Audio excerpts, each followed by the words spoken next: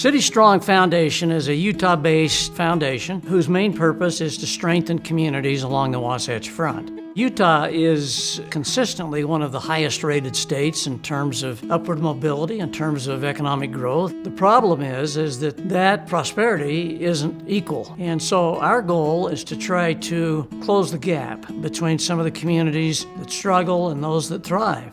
A lot of people, all so friendly, and they're even going to buy me a new swamp cooler, which I couldn't afford it. I couldn't even afford to fix it. We have a lot of partner organizations. This can't be done just by one group. One of the ones that we work with is myHometown. And myHometown is a volunteer organization. It works from Ogden on the north to Santa Quinn on the south.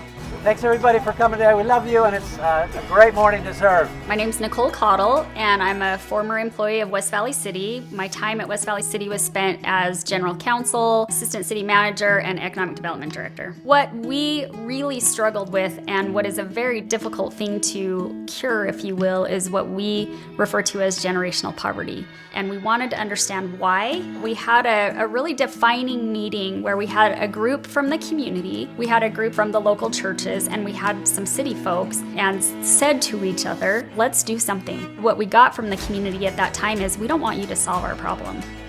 We want you to understand that we have a problem. This is what it looks like, but we wanted to do this together. So we came back together a week later, and myHometown was formed. The myHometown group is coming in and basically redoing my backyard for me. Amazing people, and so willing to help.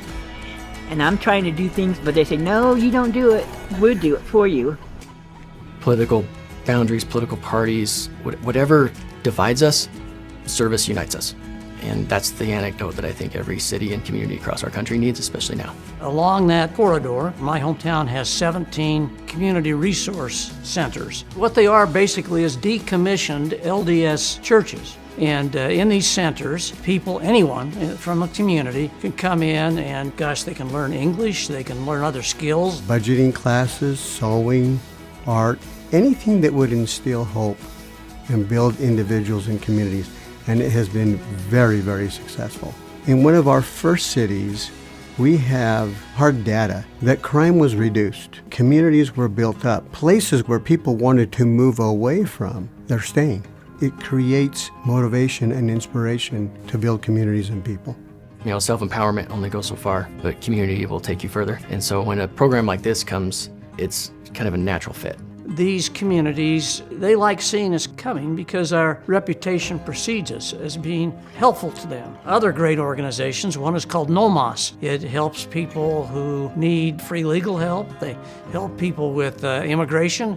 You get their documents filed. Another organization is the Good Samaritan Foundation, which is located in Rose Park. They help people with temporary housing, a lot of whom are new to the country, who need help in getting settled, finding work. Yo soy abogado en mi país. Yo era militar y en el momento cuando nos tocó salir del país huyendo, fue a raíz de que hice un comentario en contra del gobierno y empezamos a sufrir las decadencias de la persecución. Bueno, yo siempre he dicho que llegar al centro y conocer a cada uno pues ha sido una gran bendición.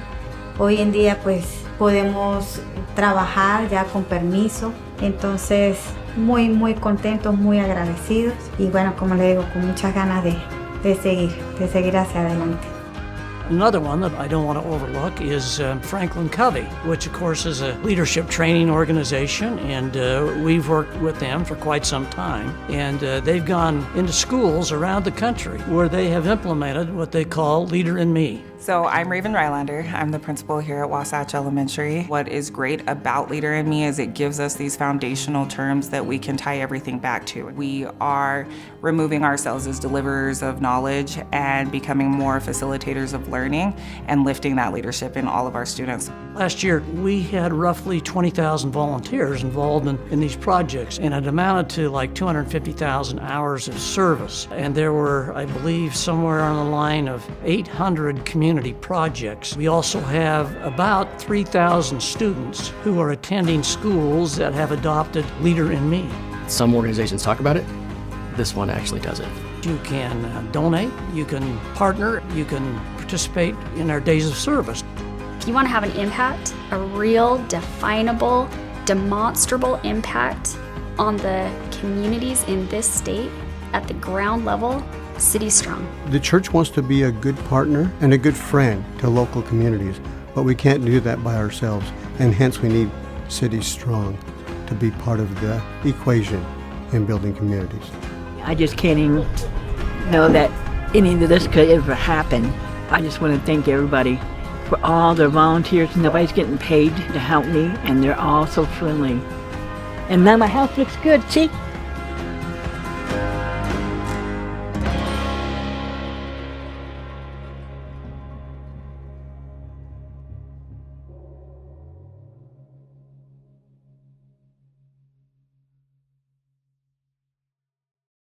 I'm Scott Anderson, and on behalf of Zions Bank, let me welcome all of you to the luncheon today. It's a pleasure for us to host it for City Strong Foundation and myHometown and FranklinCovey. I hope you'll enjoy the program that we put together for you today. But to start out, I want to recognize the founders and officers of City Strong Foundation.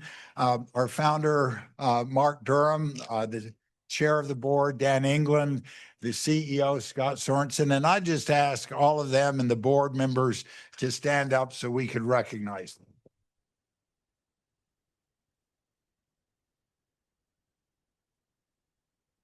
They're really doing an incredible job as you look out over this west side of this valley and up in Ogden and down in Provo of helping our communities and our neighborhoods thrive. Utah has made education and literacy a priority. If you look at the programs of our First Lady, Abby Cox, it's a major keystone for her. If you look at the focus of the Clark and Christine Foundation, it's a major focus for them. If you look at the Eccles Foundation and the Eccles family and Hope, I so appreciate your leadership. Education has been their North Star that has made such a difference in our community. You look at the Cause Tsunami Family Foundation and Cause, we appreciate what you're doing here. Everyone has come together, Education First, our state legislature, the governor's office, United Way, Promise Partnership, and a number of other organizations that are represented here to ensure that our children are reading on schedule. And City Strong support of the Leader in Me program is designed to complement all of this work by strengthening student leadership, confidence, school culture, family engagement, and neighborhood support.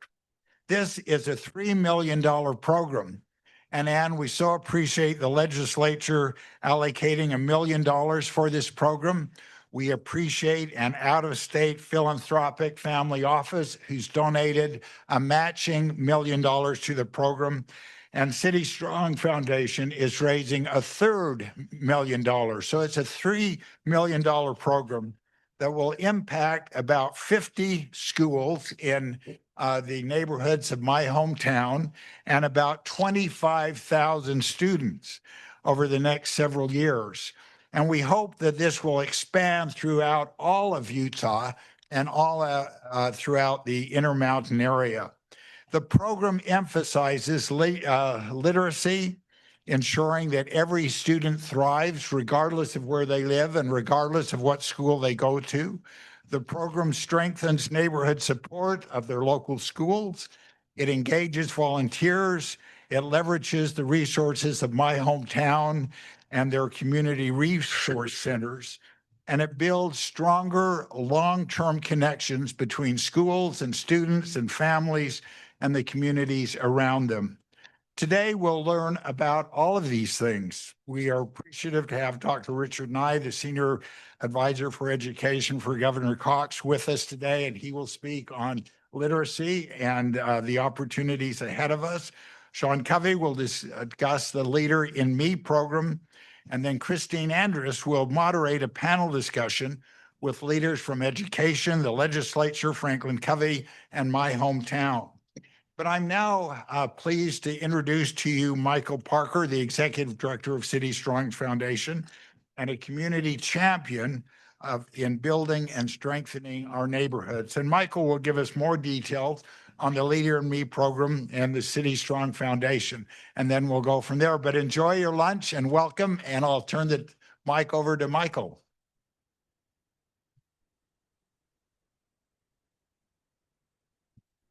Thanks, Scott. As Scott mentioned, my name's Michael Parker, and I'm the Executive Director of the City Strong Foundation. For those that don't know City Strong Foundation or My Hometown, we're a civic group focused on some of the core neighborhoods throughout our state. My Hometown started 7 years ago in West Valley, and it's grown now to 8 cities, soon with Roy adding on later this fall. And if you look within those cities, that's about 23% of our state's population represented. And more importantly, the zip codes where My Hometown focuses is a disproportionate share of where our minority racial ethnicity locations are, where folks speak English, languages other than English at home, and then where some of our most severe socioeconomic challenges are. And our goals are to take the exceptional effort and investment of My Hometown and augment that with other great partners like Leader in Me and FranklinCovey that we're going to learn about today. So quickly, I just want to thank Scott Anderson for his leadership and Zions Bank. If you'd all just recognize him.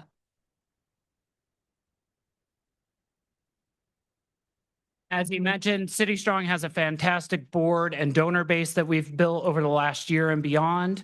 And I can't say enough about our partners at My Hometown, FranklinCovey, State of Utah, Good Samaritan Foundation, NOMOS, and hopefully many of you that are here today. So quickly, as you can see on the slide, we're talking today about a specific nexus between education and neighborhoods. And really, we're not looking to invent a new school program on literacy. We're here to augment and wrap our arms around what's already happening. So there's a lot on this slide, and I'd have you focus first and foremost just only on the bar chart. The bar chart speaks to what our current outcomes are around on literacy, where our students across the board are at 68%. Thanks to Senator Millner and the legislative leadership this year, we've set a goal of 80% by 2030. And then if you look at the bottom of that bar, our multilingual learners, where most of the kiddos that are in My Hometown neighborhoods reside and the schools that they're in, are at 35%. And frankly, if you go into the school data in those communities, it's very stark. So one of our schools you'll see is 11.7% proficiency of English speaking through the multilingual learners. And that's really what we're focused on. So there's lots of literacy efforts, there's lots of focus on this, but we're trying to reach to the schools where the challenges might be the greatest. And I want to compliment FranklinCovey and their team, because when we took that to them, you would look at it and say, these are the highest need schools. We're putting quite the challenge in front of you to say, Leader in Me can move culture and academics, and they haven't balked at that challenge at all. So what are we truly doing here? We're marrying the effort of My Hometown, which has community resource centers that you saw in the video, where they teach ESL, that's our largest offering.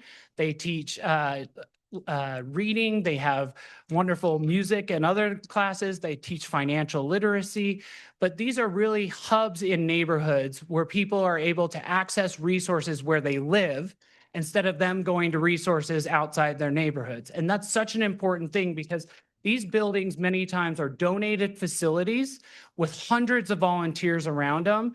And that effort by the Church of Jesus Christ of Latter-day Saints should be applauded and augmented. And that's really what City Strong's about. So we're now pulling in the school component and looking to link those community resource centers with the schools with a proven program. And there's some exciting things happening with My Hometown and City Strong to create that bridge so that the families that are in the schools feel supported after school and can reach and overcome other challenges. And then, as Scott noted, we were very fortunate this session to get the support of the state legislature with $1 million appropriation towards this effort. We have $1 million brought by a national funder associated with FranklinCovey, and then we're doing the local fundraising and local match for $1 million.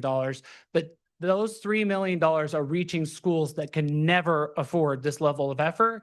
And then when you mirror that with the investment and the volunteer network that comes with My Hometown, it's magnitudes higher in terms of our impact that we're going to have. So quickly, I've mentioned all of the partners involved. We started last year with 6 schools. That was really about building our relationship at City Strong with FranklinCovey. That also demonstrated to the legislature that we were capable to execute around this and that FranklinCovey was capable. And then they asked us to fine-tune it to associate with more with myHometown and co-locate all of our school funding around the community resource centers along the Wasatch Front.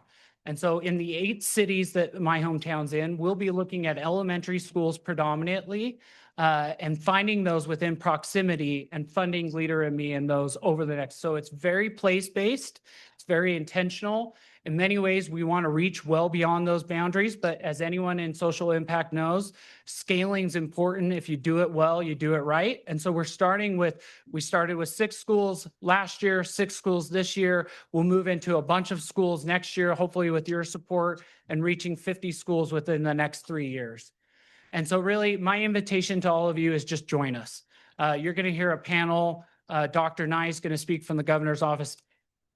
As a dad of a 2nd grader, I'm so dang proud of our state because the focus on literacy, if you can't read, you can't learn. And if you think of the challenges of somebody that doesn't speak English and trying to read and learn, that's so much harder. And if they go home to parents who can't understand English and they're trying to help their kids read and learn, that challenge is so much more significant. Now, each in our families, we have our own unique challenges, but if you think about those families specifically, I'm so anxious and excited about this initiative helping them. And so I'd invite you to it. If you're a donor, please join us. We have a great set of donors. We have a 2-to-1 match on this with our partners. It will leverage your money far farther than anything else. Community partners, there's so many folks in this room that I've had the luxury of working for in the past. This is about partnerships at scale. This isn't about our program versus any other. We want to work with you. You'll hear from Steve Griffin later about how Ogden is looking to have as many nonprofits working in a coordinated fashion around this as possible. And then school districts and others, we already have a number of great schools.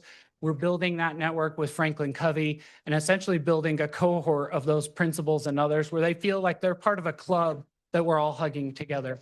So with that, I'm so excited about this initiative. I hope you join us in it, and I'll turn the time to Dr. Nye. Thank you.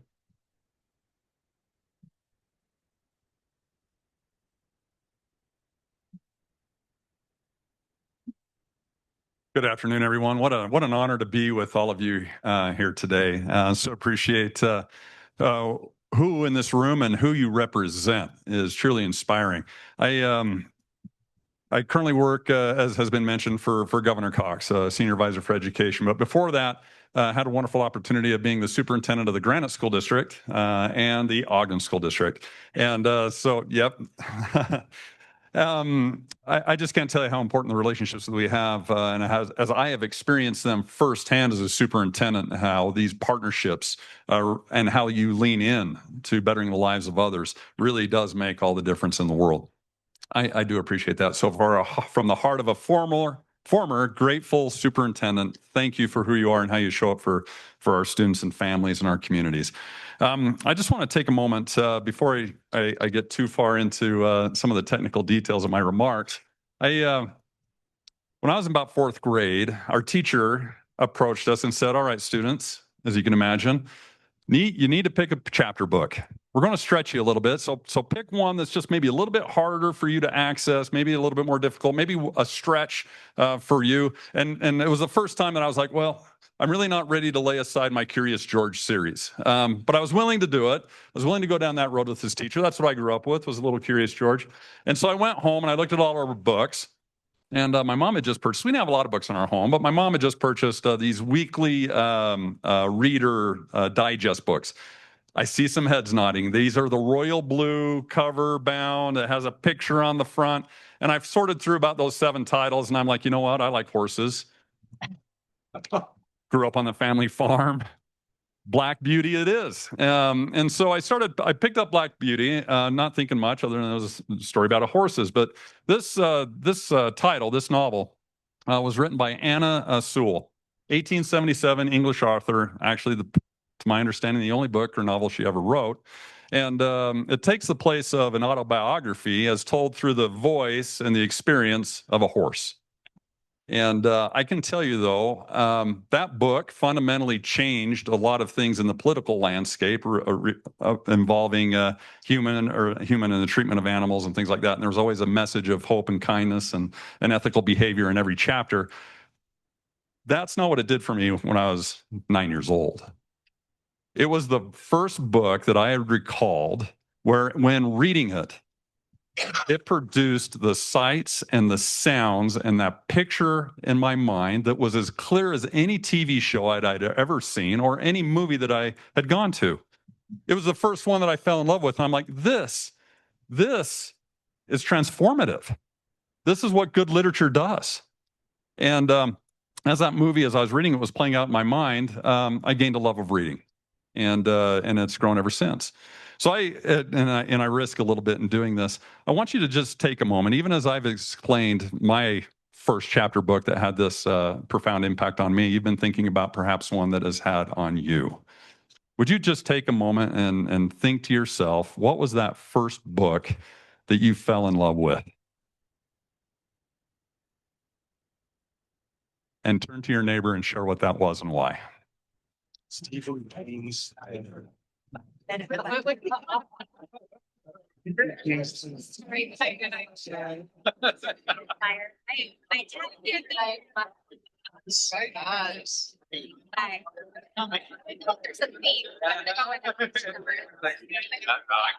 follow the name. Sorry. What's my favorite thing of the day?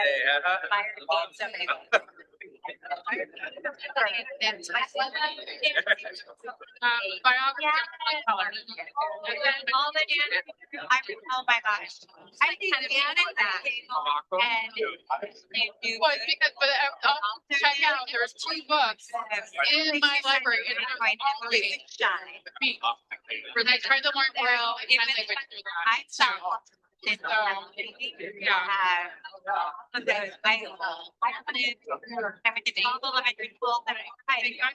how I feel about work in general. Bring you back together. Finish that last sentence. My second one was the option. Autobiography about Jim Thorpe. Okay. I see so many smiles right now because you're reliving an experience of positive memory in your life. I've heard a lot of things. I've heard one of my favorite books still today is one that I read with my mom when you were 7, right? I've heard the book that had the tremendous impact on me. Anyway, all those starters were in this room, and how impactful it has been for you and for me. And so when I think as we consider our experience, there's a little bit sadder of a tale at play. A lot of our students in this state don't come to that experience, or they struggle to get to that experience. As I think about something that Governor Cox said, actually was in the State of the State. He said, a society that can't read. What did that say? A society that cannot read cannot reason. A society that cannot read cannot reason. As we think about that, literacy itself is so fundamentally critical to every aspect of our society that yet here we are asking ourselves, how might we improve it? Appropriately so. But it's been an ongoing discussion. As I think about it being fundamental to not only our republic, but economic mobility and everything else like that, and the things that our students experience, our legislature has identified what the purposes of public education are, education in general. And for those of you that love to look up code, you can go to chapter or title 53E, chapter 2, section 201. Start there. And what you're going to find there, though, and if you don't want to know, or if you don't want to go there, but what our legislature and we as a state has said is, for our students and participating in our education system, we want at least a few things. One, we want them to be able to access and learn about and exercise their rights and liberties. That's one. Second is we want our students to be self-sufficient for having had a good education. And lastly, we want our students to contribute to the public good. Now, I want you to think about how literacy in each of those steps, severely, or the illiteracy or the lack of literacy, and we'll get into that in just a moment, inhibits ability for a student to exercise their rights and liberties. How does the lack of literacy in a child's life inhibit their ability to become self-sufficient? How can literacy in that space compromise their ability to contribute to the public good? And so it's for that reason, and I would love to debate it at any given time, but it's for that reason that I truly believe that literacy is fundamentally the greatest invention in human history. Thank you. If I start getting a little too passionate, someone give me the sign, right? But I fundamentally believe that because you think about the course of time and the course of human events, information was passed down by verbally. And whatever was in a person's head was passed on to the next generation. But to be able to write and then to be able to read it, what you put on stone cannot be erased because someone forgot. What you put on a tablet can't be erased because someone didn't pass that on to the next generation. The ability to read and write is indeed fundamental to our progress because we were able to span space and time. Space meaning a person's information only was able to travel as far as their feet would take them. Not the case anymore. Time, because it spanned generations. And so when we think about, ladies and gentlemen, when we think about the importance of literacy in this space, we have to recognize that every generation has learned from the generation that preceded it and improved upon it.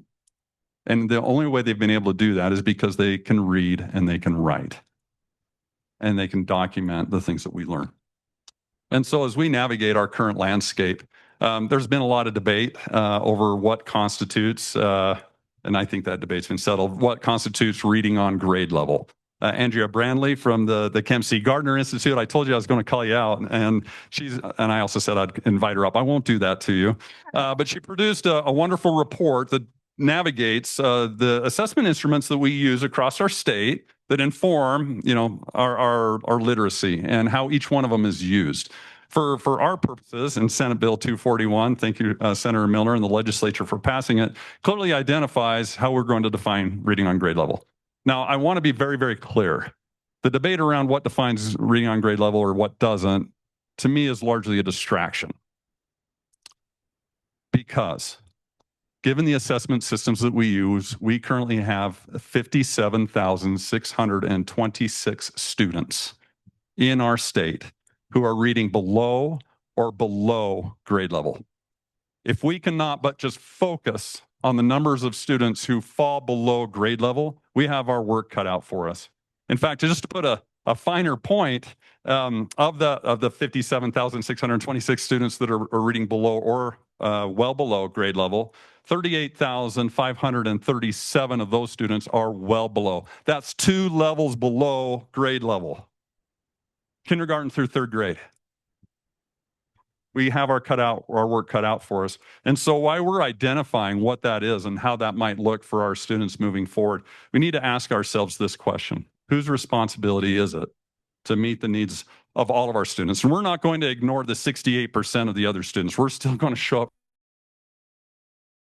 for them every single day. However, we've got an arena or a stadium-sized group of kids who in our state still aren't achieving all that they could achieve.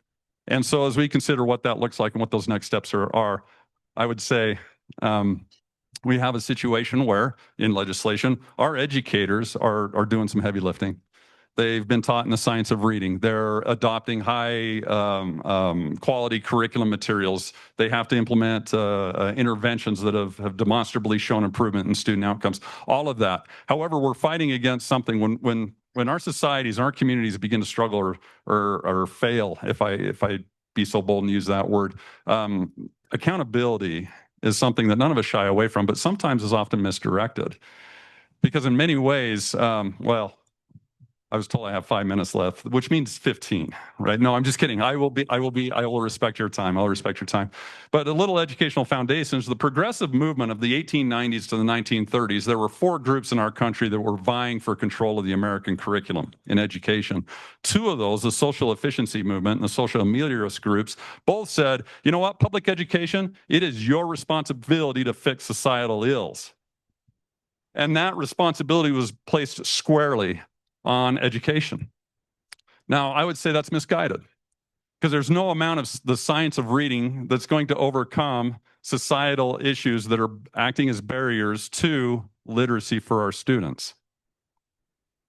It is very difficult for the concepts of intervention and high quality curricula to overcome chronic absenteeism. They don't work when the student's not there. That issue is a larger community issue. In fact, some of the challenges that schools face don't originate in the school. They originate in the larger community. So in other words, for us to truly meet the needs of our students and our families, the responsibility can't solely rest on the shoulders of our educators. They, don't misunderstand me, they have a significant role to play in this, but we all do. It is going to take a community-based effort to solve community-based challenges. And it can be said the same for what we're thinking about with literacy. And so when I think about what those next steps are, the fact that we're having this discussion, the fact that we have these groups, these community groups that are singularly focused on say, you know what, let's tackle this issue. In my 25 years of education gives me hope that as a community, we're going to solve some of these highly complex societal issues. And we're going to show up for our students maybe in different ways and families so they can succeed. And as we move forward in this direction, as we seek to bring about what this scale might look like, understanding the resources and supports that our educators need, all of us in our capacities ask, well, how might we all help in this space? So it transcends past the classroom, that it's found in the city council chambers, so that it's, you know, the pediatricians in our health institutions or in those well child visits talking about literacy. How can we all across this board be able to say, you know what, we all have a role in meeting the needs of our students and our families so they can be successful with literacy?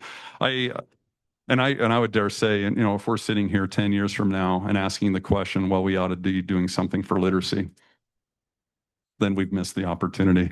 But if we solve for it here with this communities-based approach, that every child can read, lead, and thrive, and we rally around that, we rally around these resources, how powerful will it be in 5 years when we're able to say, you know what, the state of Utah, we have solved for literacy. We have asked ourselves what needs to be done and how might it be done differently to improve student outcomes. It's not time for the status quo. It's not time to simply do the things that we've always done and hope, again, for that different result. But how is it that we show up differently for our students and solve for it? Because I know we can. I know we can, and we can provide that future that our students deserve. Thank you for who you are and how you show up, and thank you for how you've devoted and dedicated your life to bettering the lives of others. Thank you.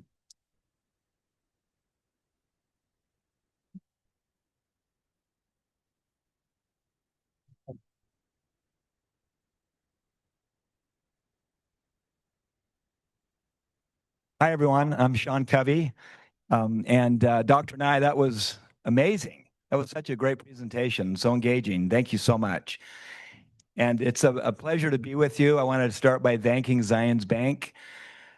Scott, you'd be happy to know I've got like 15 accounts, including my children have accounts. And the best thing about Zions is when my teenager overspends his checking account, my private banker calls me and says, your son's over again.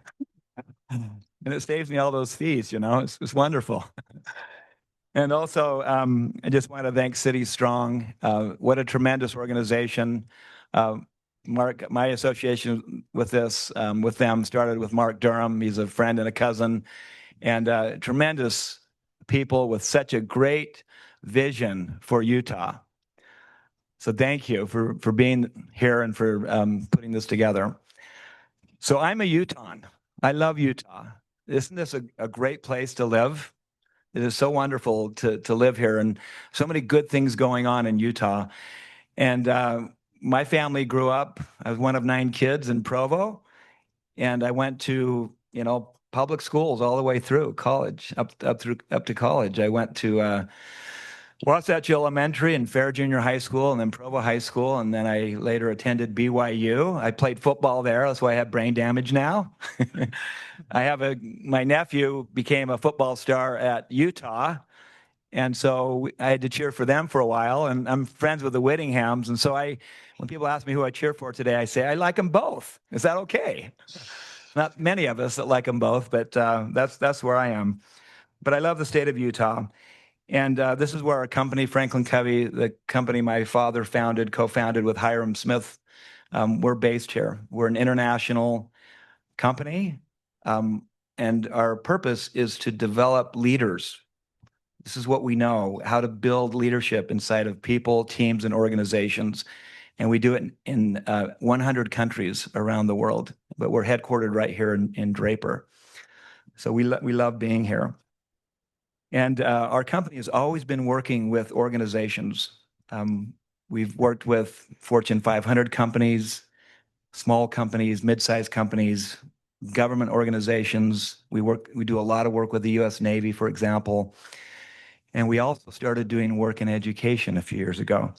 Let me just tell you how this started, because we didn't intend to do this. But many years ago, we found a school in Raleigh, North Carolina. This is a school about 18 years ago, a public elementary school with high poverty that was about to be shut down because they were performing poorly. And the principal was desperate. She didn't know what to do. And so she saw that she had a few $100s left in her professional development budget. And so she went and heard Dr. Stephen Covey, my father, speak on the 7 habits of highly effective people. And while he was speaking, she thought to herself, my school's failing. My superintendent told me he's going to shut us down if we don't change something.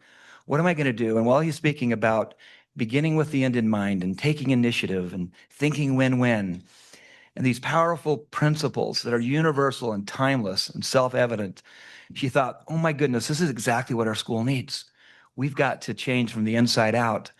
So she got this idea of developing a leadership school, using the 7 habits and other leadership principles as foundational elements. So she went to work. And she became, I'm going to teach reading, writing, math, and the basics. And I'm also going to teach these kids how to lead their own lives and how to set and achieve goals. And I'm going to give them leadership roles and responsibilities so that they own a piece of the school. And we're going to celebrate their gifts and their talents. And we think this is going to work. And it's going to start with the adults in the school. Because how can you expect the students to behave in ways the adults aren't? And so that's how it began, an inside-out approach. And within just a few years, they got named the #1 magnet school in the country. High poverty, 28 languages spoken in the school. Their literacy scores shot way up, as did their math scores. They didn't aim for that. That just happened as part of the byproduct of this new approach. The enrollment went from 350 to 850 with a huge waiting list. Everybody wanted to get into the school. It was a magical experience. When we found this school, we thought, oh my gosh, we just found penicillin. This is amazing.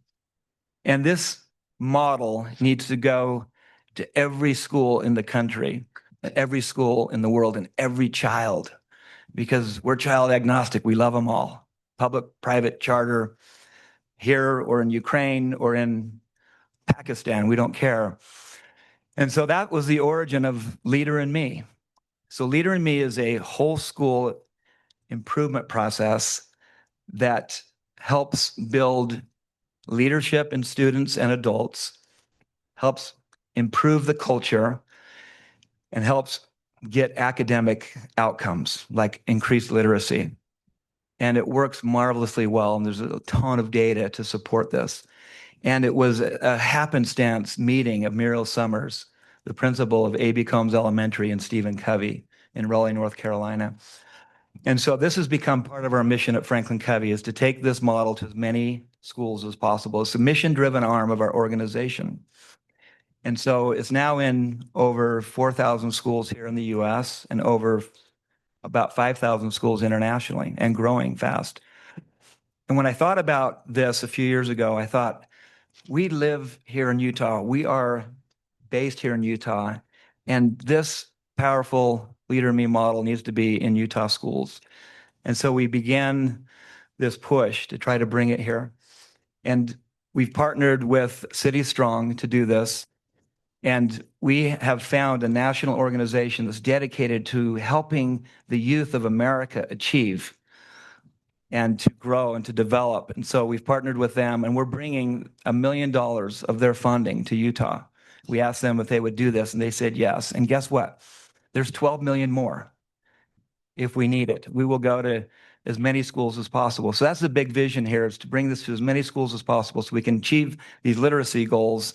This is an accelerator. It doesn't take the place of educators, all the things they're doing, but it's like jet fuel that you put into a school, and it will accelerate and it will multiply the impact of everything the school is trying to do. And so this is how this whole thing began. And so we're so grateful to partner with City Strong and the Utah legislature putting in $1 million. And my vision is in 2034, the Olympics are coming again. Wonderful. And wouldn't it be cool when the world descends upon Utah and they see the great things we're doing and our state and our beauty, they can also look to our school system as, wow, look at the accomplishments of the education system here in Utah. And what if we could get to 500 schools, starting with the most needy of the schools, 500 schools that could be these kids learning how to set and achieve goals and take initiative and be proactive to help with all the literacy and mathematical and career needs that they have.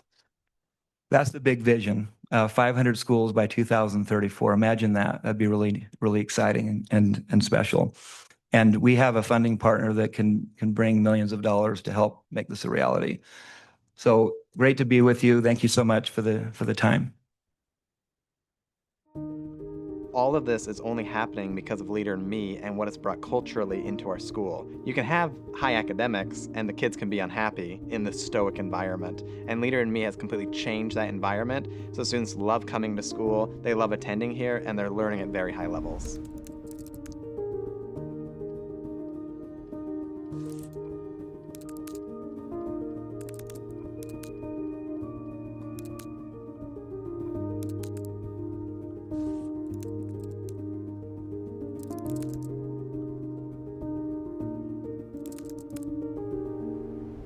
When we first started the Leader in Me program, I felt like a lot of people felt like, oh, this is just fluff or this is an extra thing. And the beautiful thing that Leader in Me has brought us is even higher academic achievement, where we continually are ranked one of the top schools in Utah. We have not seen progress like this before. We started and our baseline measured results assessments were pretty solid. But now we are seeing student achievement in all measured academics go up also exponentially. I'm talking about classes that received 100% proficient in end-of-year testing. I see it shaping her not just socially and emotionally, but I see it impacting her academics as well. I feel like it really just builds up that whole child in making good decisions. We definitely have a leadership culture. We have a kind culture, and we have a rigorous culture. We work hard, we set goals. Oh, it was my reading goal. So at the beginning of the year, I was okay. Somehow, I don't know why, but in October, I went down. So I tried to build it back up, and I got my highest score ever, which was one of my biggest goals to get. I have set many goals, and one of them is for the end of the year testing. I wanted to get 4s, so highly proficient on all of my tests, and I met my goal. I got all 4s. Snow College, which is 7 miles down the road from us, I was talking to the president, and she mentioned to me that they're finding that kids are not coming ready to lead their lives, to lead their education, to make choices, and that they don't have time at the college level to do this. She was so grateful that we were doing something at the high school level where they actually learn the skills and then they implement it in their leadership opportunities. It really changed the way I felt about the school, and I felt sending my daughter there. It gave me so much confidence knowing that she was in good hands. I feel like parents need to know that if there's a school out there that is doing something like this, your ear should perk up. You can ask the questions you want to ask, but this is a good program. This is teaching our kids great principles that will last through their lives. And I like how we all do Leader in Me because it gets us all prepared for life. We decided if we're going to help lift a city, we've got to first focus on education, because parents don't want to move into an area where their kids aren't going to be lifted up. The schools change. All the things that a principal would want are right there. And everybody that's done it, that's continued with it and put in the effort, they will find that this has proven now in over 8,500 schools to be successful. it's worth a look.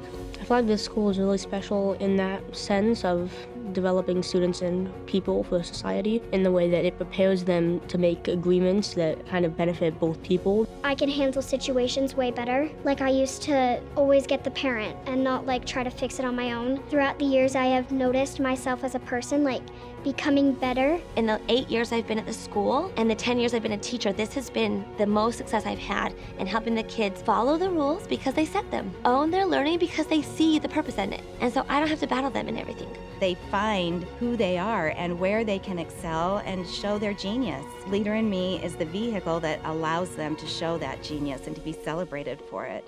I would look at it as slowing down initially, that's what it will feel like, but it's really to move faster in the long run because you're teaching students habits that are going to make them more self-directed and independent on their journey to be a really great student and eventually a great member of the community.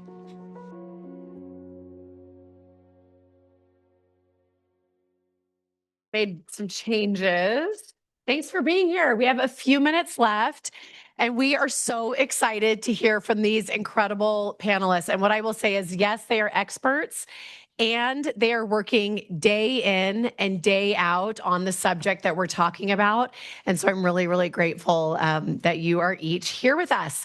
I hope you understand how unique this is. I spend my day job in between dropping off my kids and picking them up with 6 kids out there in school, working with nonprofits. And the collaboration and the cooperation that we're talking about here is really, really unique. And so I hope you understand how unusual and wonderful it is in what we're doing. Okay, so, and then how we're not only bringing groups together, but how we're also talking about children and families and neighborhoods and literacy. We are talking about all of that together. It's very rare that you can come together in one gathering and be focused on all of those in one spot. So that's really exciting. Okay, I'm going to quickly share our panelists today, some dear friends of mine. So I'm so happy to have you guys here today. First, Senator Ann Millner, Utah State Senator, former president of Weber State University, and a leading champion for decades of literacy and more recently, Leader in Me. So thank you so much for being here.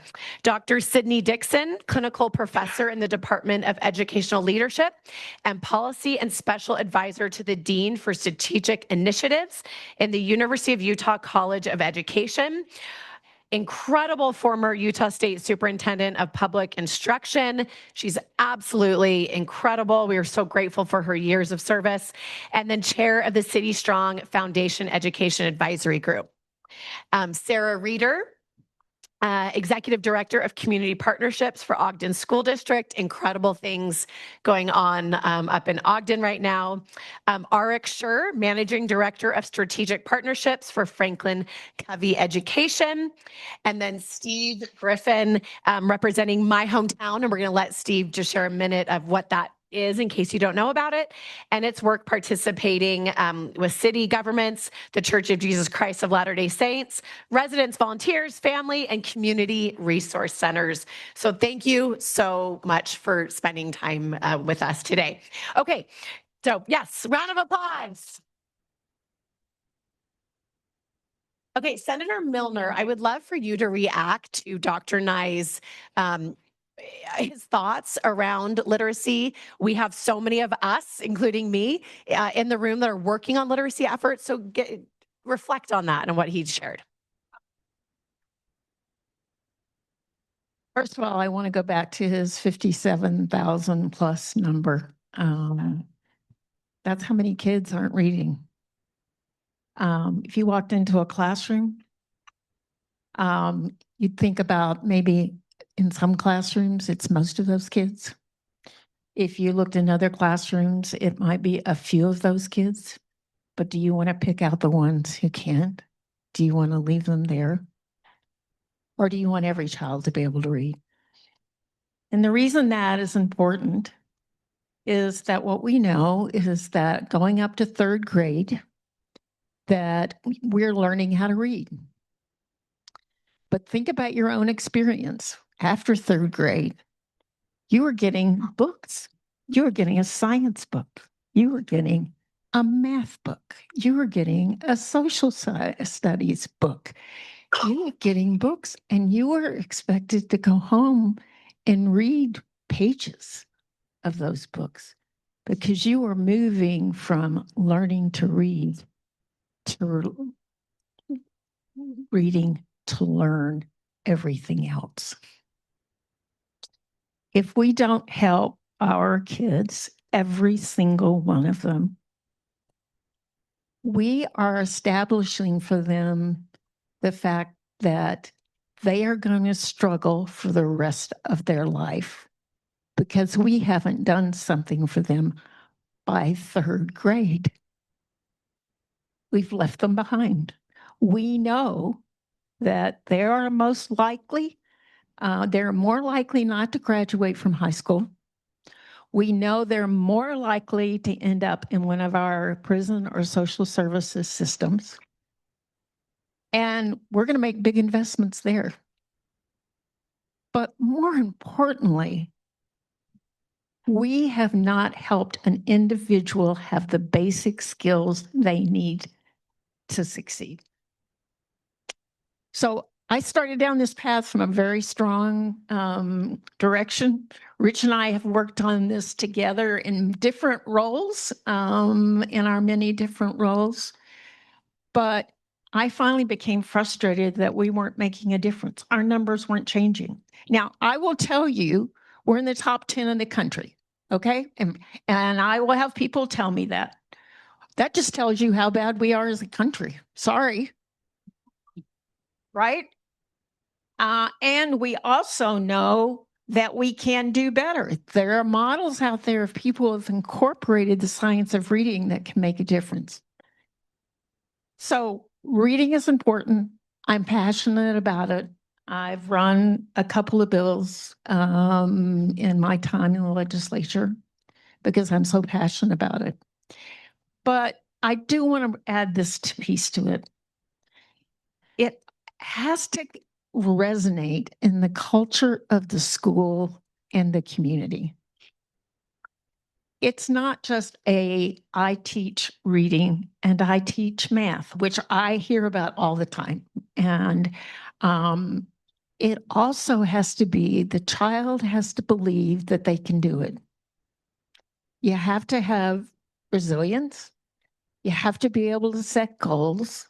You have to be able to measure yourself on those goals. You have to know if you don't meet the goal, how am I going to, what else am I going to do to get there? And we have a principal and some teachers down in Mona Elementary School. And Rich introduced me to them. And what that principal says is we pulled our teachers in and we started talking about this and what we could do. And one of the things we said is, okay, we have 100 kids. Which 30 or 40 do we want to be responsible for not being able to read at third grade level when they leave third grade? Which ones are we going to pick out? Well, none of them. We don't want to leave any of them behind. Can we do this ourselves? The answer is no. They started doing parent nights. They're starting to think about the culture of the school. And that's where Leader in Me comes in. It has the ability to help build the culture of school, because it's not just about reading, it's about children. And it's about children being able to believe in themselves and to believe they can do it and have the right supporting culture in that school that will support them. And then engaging parents in this and communities in this, where parents can't help, communities need to come together. So you're right, Kristin. What's really exciting about this is oftentimes I hear this group wants funding for this to do their project, and somebody else wants funding for this to do their project, and somebody else wants funding for this to do their project. Here's a group, here's multiple organizations coming together to say, let's create the right culture in our schools, and let's focus on helping every child not only gain skills to read, but skills for life. And I believe that's fundamental and a lot longer than you wanted, but sorry. That was great. That was great. No, an incredible holistic approach. We can look at the science of reading or go really, really deep, but that we are truly looking at the entire community around this is really powerful. And thank you for your passion. Our legislators, they are so incredible and they understand this, and that you understand it on such a unique level talking to teachers. You've always been really good at that. We appreciate that so much. Okay, Dr. Sydnee Dickson, you and I and all of us know that schools are balancing so much, right? There are so many programs that we put on them, family engagements, all of the things that teachers need to handle. How is this different than adding just another program that schools look at? Like, how do we even add this into our day? Tell us how this is unique that way. Thank you. I'll rip off Senator Millner a little bit. First of all, I just want to say thank you for being in the room and for keeping your foot on the gas around literacy. I totally agree that we have been complacent as a country. And I feel like when I was state superintendent, we were stuck in first and second gear. And I think we've moved up to maybe third gear. I want us to be in fifth, depending on the car you're driving. It might be higher than that. But I want to be on the freeway to awesome, that we are in the fast lane and moving. And I believe that we're changing gears based on this collective wisdom and energy and passion. So thank you, everybody. In terms of what we're talking about with Leader in Me, I've had the opportunity to visit the schools that were featured in the film, with albeit one. But what I find when I walk into any school, I can ascertain what's going on in that school based on in the first 5 minutes, based on the cultural norms in that school. And what I have found with Leader in Me is that it creates a culture of responsibility, community responsibility, but first and foremost, student responsibility. Students learn to be responsible for their own learning.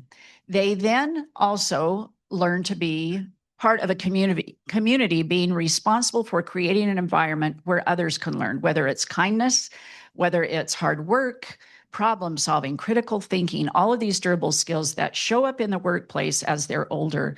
We see this play out in Leader in Me schools by the way they individually take responsibility, they work together, and they build these life skills in leadership.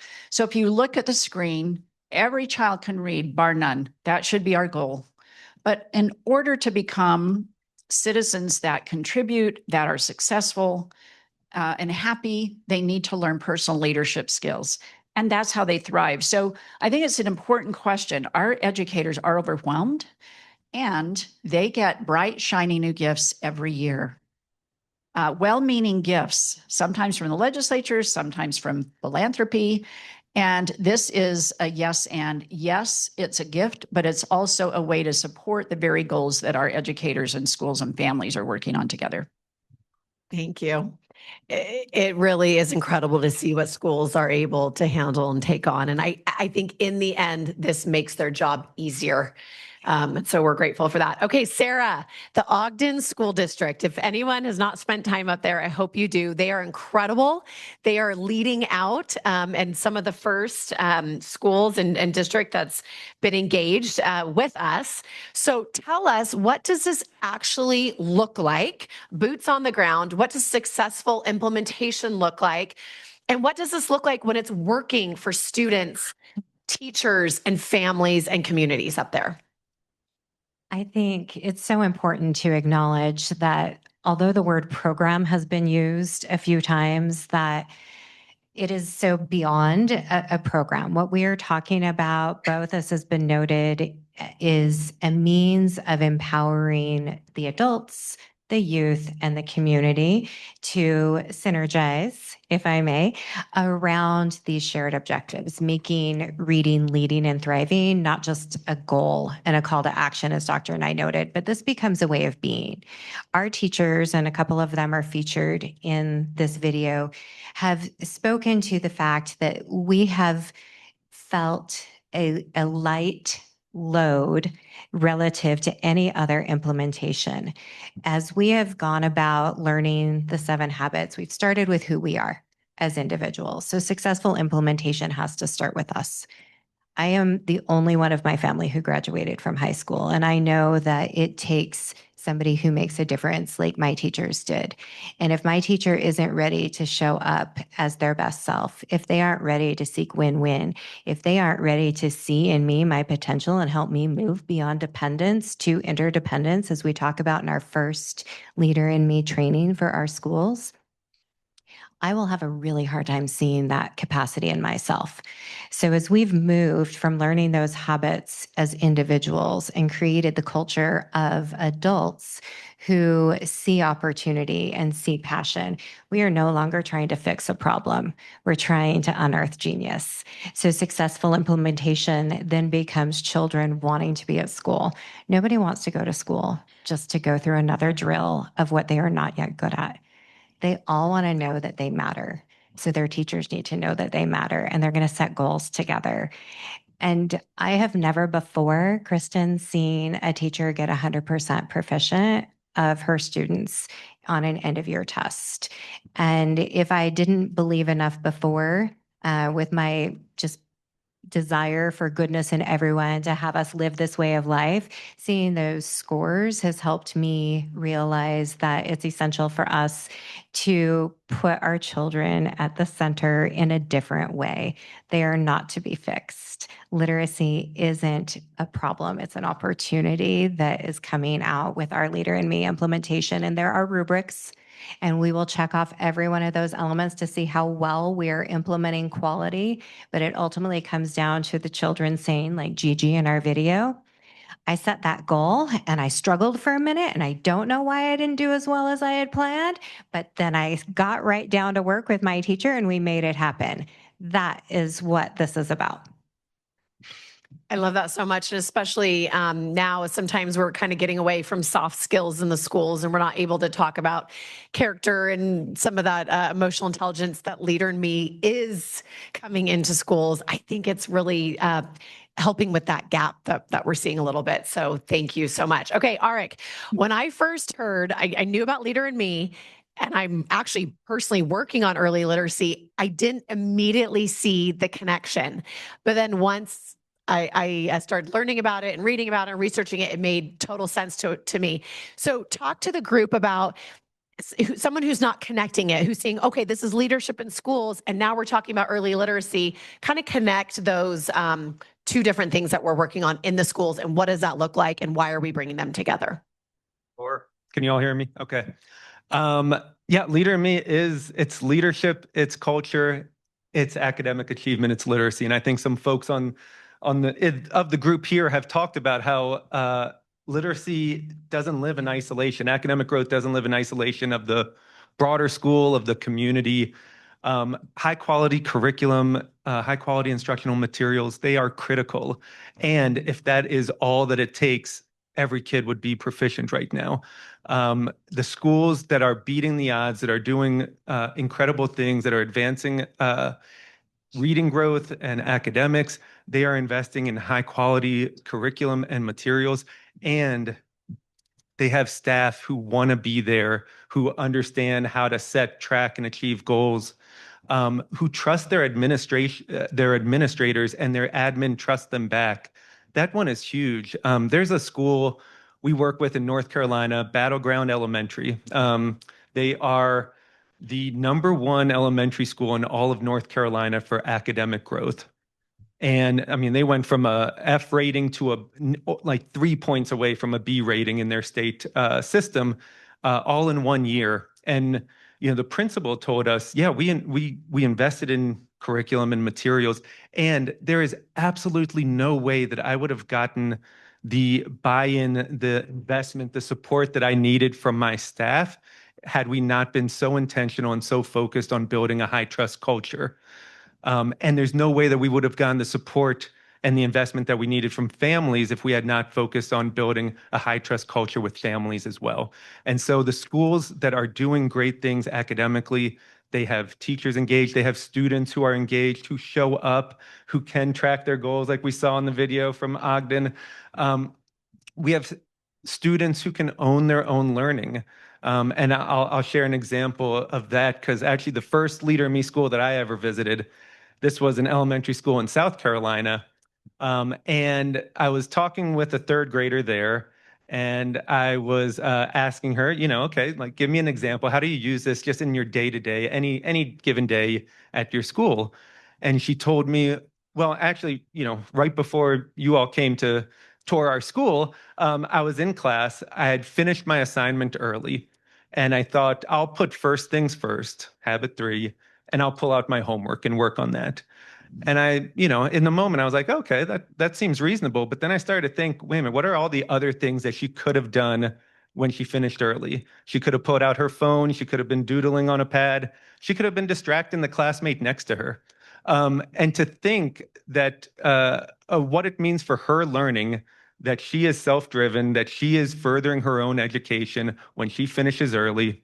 What does it mean for her classmates? Not only that she's not distracting them so they can focus on the assignment, but that she's being a model that when you are done early, you continue learning on your own. What does it mean for the teacher who can trust their students that when they finish at different times, I can trust that they are going to be productive, that they are going to further their education, so I can spend more one-on-one time with this student in front of me who really does need that one-on-one attention right now. And so, yes, Leader in Me is about leadership. It is culture. It is academics as well. And we have, we've seen great results there in terms of teacher engagement and satisfaction and retention, in student attendance and decreased chronic absenteeism, and in academic growth. And I'll just share the best example of that, or one of the most recent, probably the state of Georgia, because we've had more than 200 schools in the last 3 or 4 years begin to implement Leader in Me there. So it's just a great data set to pull from. And we've seen ELA growth scores go up, math scores go up, particularly among Title I schools. Third graders in Title I schools, their proficiency increased by 70%, fourth graders by 165%. And so I know and believe that we can do great things here in Utah. I'm so excited about it. It's through great vision and strong commitment from the top. It's through committed partners like City Strong and myHometown and so many others who are willing to invest that time and resources and influence into supporting that vision. And it's through incredible, educators and administrators like Sarah who are executing that strategy and getting the support that they need. Amazing. We talk so much about culture, right, in business or maybe homes and families. So of course, we should be talking about that in schools. Okay, we are going to finish off with Steve with myHometown. Steve, if you'll just take a quick moment to share about what myHometown is. And you're working outside in the communities and the neighborhoods, and how does that affect kids in school? Yeah, thank you, Kristin. There's a saying we like to say in myHometown. We like to say, my hometown isn't where we're from, it's who we are. And so think about that for a minute. When Dr. Nye asked you all to think about the first book that you read that really had an impact on your life, I kind of sat back and observed you all, and you all lit up. And he acknowledged that. And you all thought of the book. And I think more importantly, you thought of the individual who gave you that book, or who helped you read that book, or who had taught you to read. And the reality of it is that everyone in this room sitting right here owes an educator or an adult that loved them and cared for them and gave you the gift of literacy to be here today. And so for us, no matter what may divide us, volunteering unites us, and we need to be together. And this is our community. We have legislators working very hard. The clarion call that Dr. Nye sounded today of those literacy rates, they're new to me as of the last few weeks, and they're alarming. And if we don't correct it, what will happen is it will compound itself, I'm sure. And the best way to do that is for all of us to be together. I was raised in rural Utah as well, and I was raised driving draft horses, large teams of 2, 6, and 8. You've seen them. Do you realize a single horse can pull 8,000 pounds? If you think about the math, that would say to you that 2 horses should be able to pull 16,000. But the reality is they pull 24,000 when harnessed together. And if you have a team that works together and has been brought together and trained together, they can pull 4 times the weight, 32,000 pounds, of any single horse. That's what My Hometown does. It harnesses us all together. We work closely and are in contractual operational agreements with local governments. They provide us buildings. They provide us resources and connections. We look to our school districts, and I love Ogden School District. They have a huge challenge and they're succeeding. And it's because we have all come together working with leaders in me, My Hometown, City Strong, who provides us the financial backing that we need to be able to continue to work in the communities. We place our CRCs in proximity of these schools, in these neighborhoods, so we remove barriers for individuals to get to those CRCs. And in those CRCs, it's all free of charge. You can walk in. The volunteers there are bilingual. That takes another barrier down. And most importantly, these volunteers that we have, they care. And most importantly, they make a connection. And we know that one of the most important things we can do for an individual to raise them in their socioeconomic status is to connect them with an individual of a higher socioeconomic status. And that's what our volunteers do. They connect, they bond, they make friendships. Not only do we look to help the school and certainly not replace it, they are professionals, they know exactly how to do it, but we try to pick up the kids and the families after the bell rings, so they can come to our CRCs and we can support and back what the schools are doing. We supply volunteers into United Way in Ogden in the Dyad tutoring program, which puts individuals into the school and reads with kids on a regular basis throughout the entire school year. And Sarah could attest to this. It works. It helps. It backs it. And so our job as My Hometown is to make the connections, to fill the volunteer pipeline, and then to step into the communities and to bring everyone together in the same harness, to pull together, to make a difference. It's our responsibility. That gift was given to us. Now we have to be the forebearers to carry it forward and make that difference. And volunteering can do that. I'm obsessed with My Hometown. They are doing God's work truly. So thank you so much for sharing with us. Sadly, we are out of time. I'm going to thank our panel for being here, for all of their work every single day. Incredible. I like to think that I have 2 birdies on my shoulder as I'm out in the community doing work. And one is Dr. Neil Davis from Intermountain. And he was the one, as I was talking about early literacy, that said, Kristin, nurture the nurturer. Kristin, what are you doing with the nurturer, which is the caregiver, the parent? We're talking about early literacy, you guys, but we're talking about neighborhoods. We're talking about families. We're talking about communities. And we can't just, it's easy and fun to focus on the child all the time, but we have to look at the entire ecosystem of that child, which is exactly what this does. The other birdie is Senator Ann Millner, who's always saying, are you looking bigger? Are you looking broader? Are you looking at the entire vision, which is exactly what we're doing here. So I hope you have those little birdies on your shoulders who are constantly asking you to do better, to show up. And that's what we would invite you to do. Show up in some way, either philanthropic dollars, time, talents, ties, or work, wisdom, and wealth. Pick 2. We'd like 2 of those from you, but be involved. This is an incredible organization doing so much good in the right places in Utah. We invite you to come along with us, join us, reach out to us, and we'd love to have you a part of it. Thank you for spending part of your day with us, and we will see you soon, we hope. Thank you.